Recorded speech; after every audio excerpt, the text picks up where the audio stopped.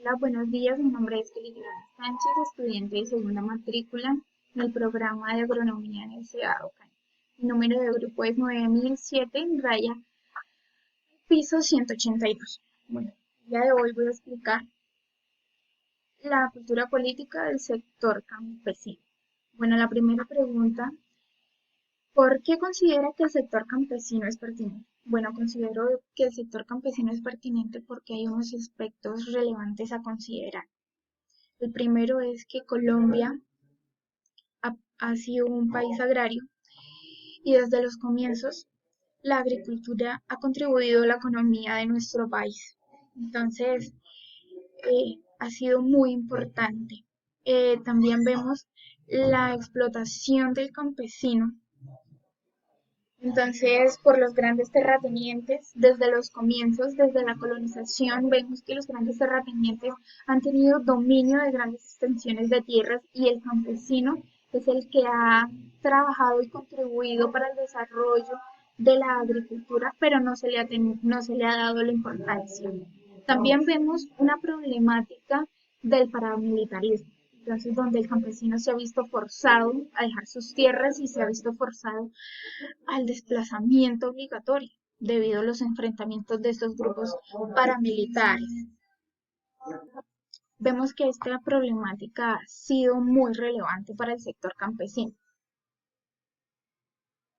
También, ¿cómo se relaciona el sector campesino con la participación política y democrática en Colombia? Bueno, vemos que poco a poco el sector campesino ha tenido grandes avances y ha logrado que se le reconozcan los derechos como lo son el derecho a la vida, al nivel adecuado, el derecho a la tierra y al territorio. También lograron el derecho a tener sus semillas y a saber cómo producirlas. También lograron tener su propio medio de producción. También lograron el derecho a la información, a la libertad de determinar el precio y a quién le vendían los productos que producían.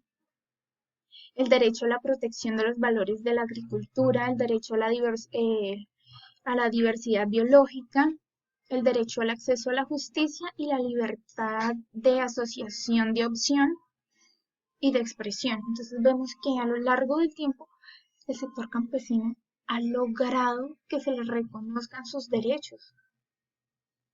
Luego dice, porque el periodo de tiempo que ha determinado permite una mayor comprensión de las luchas del sector campesino. Bueno, escogí la década de los 90 porque en esta década hubieron sucesos que marcaron el camino del sector campesino.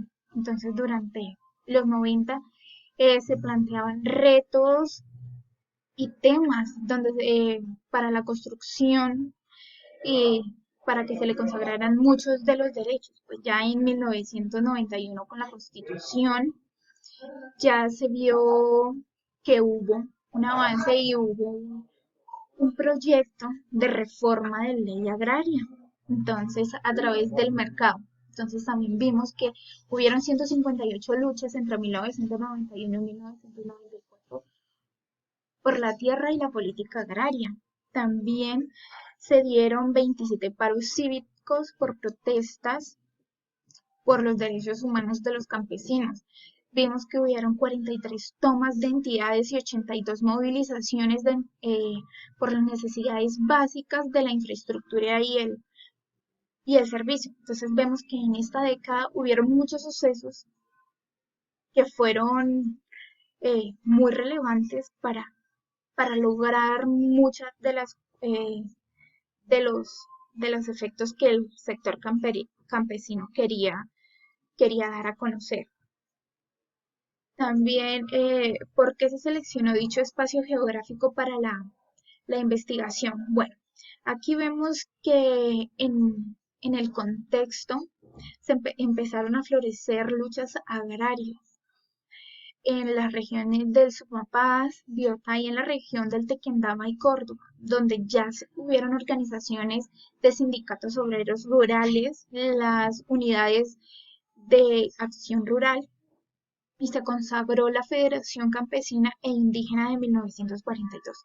Entonces este espacio geográfico fue muy relevante porque en este sector, en este sector nacional fue donde empezaron estas organizaciones.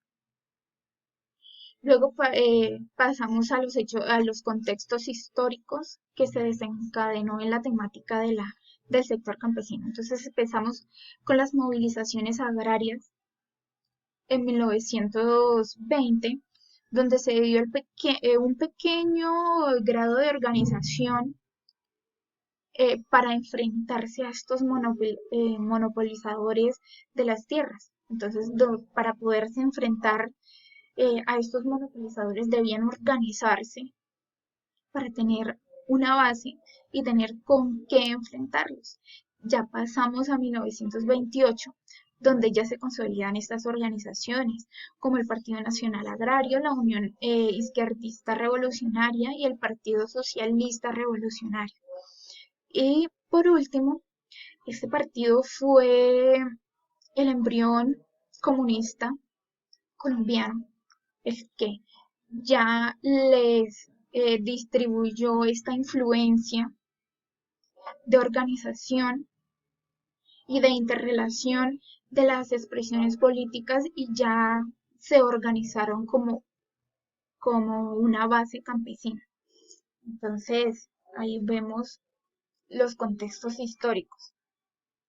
Aquí pasamos a los hechos históricos que influyeron en el contexto del desarrollo de este sector. Entonces, aquí vemos que ya el campesino empezó a conocer sus derechos y empezó a exigir que la mejora de las tierras y la independencia como sujeto social y productivo. También vemos que el campesino ya no quería ser visto como una fuerza de trabajo cuantitativa y sumisa. Ya ellos pedían trabajar para beneficio propio y tener dominio de la tierra en que trabajaban. También el campesino empezó a exigir un salario por lo que ellos trabajaban. Entonces, también vemos que el campesino ya quería vivir bien y tener condiciones dignas de trabajo y de vivienda. Bueno, aquí pasamos a qué población es afectada y quiénes son los actores relevantes del sector campesino. Bueno, ya vemos aquí que todo lo que se logró en la década de los 90, más exactamente 1920-1930, ya para 1956 se cayó todo esto, porque ya todas las organizaciones campesinas e indígenas cayeron, se fueron a decline por la acción o la sumisión del gobierno nacional colombiano. Entonces, y con esto trajo la problemática que tenemos hoy en día, que es el nacimiento de los primeros grupos armados al margen de la ley, las guerrillas, los paramilitaristas, y ellos se empezaron a organizar con fines políticos, orientados ya sean a los liberales, comunistas, según sus ideales o por lo que iban a trabajar en ese tiempo de conformación. Ahora, el contexto actual del campesino. Bueno, hoy en día vemos que el campesino quiere que se le reconozca como sector histórico o sujeto histórico, que ya tenga más inclusión social, política y económica. También quiere que se le profundice en la democracia, pues el campesino quiere que se le reconozca como el protagonista, como es bien sabido. Muchos de los alimentos que hoy en día tenemos en nuestras mesas es gracias a la producción que ellos tienen, a la producción agrícola que ellos dan. Entonces, ¿cuál es la relación del sector campesino con el concepto de cultura política? Entonces, como ya bien sabemos, la cultura política ha tenido gran relevancia en este sector. Pues por medio de la cultura política es que han logrado que se les reconozcan muchos de los derechos que hoy en día, como vemos, muchos o contados derechos se les vulneran. Pero entonces, el sector campesino logrado que se integrarse, integrar comunidades, lograr manifestaciones culturales propias de un sector social. Entonces vemos que esto ha sido muy relevante para el sector campesino. Por último, ¿cómo el sector campesino aporta a la construcción de la democracia? Esta problemática no es de hoy y no es de pocos años, es desde el comienzo. Entonces vemos que a medida de los años, el campesino poco a poco, lentamente, pero eficazmente, eh, ha logrado que se le reconozca como sector campesino y no han logrado que los callen. Entonces, la vía campesina ha logrado que muchas organizaciones internacionales, especialmente la ONU, reconozca los derechos de los campesinos. Entonces, siendo esto una muestra de perseverancia de que poco a poco se pueden lograr las cosas. Entonces, y el sector campesino, vemos que el sector campesino es un ejemplo para muchas de las sociedades que hoy en día se les vulneran los derechos. Entonces, en conclusión, la cultura política nos sirve de mucho, nos sirve para conocer nuestros derechos y cuándo se nos están vulnerando. A lo largo del curso se nos fue orientando cómo hacer o cómo construir una cultura política y que no se nos vulneren los derechos. Entonces este curso fue muy provechoso y muy instructivo con respecto a la cultura política, que es muy importante hoy en día en nuestra sociedad. Gracias.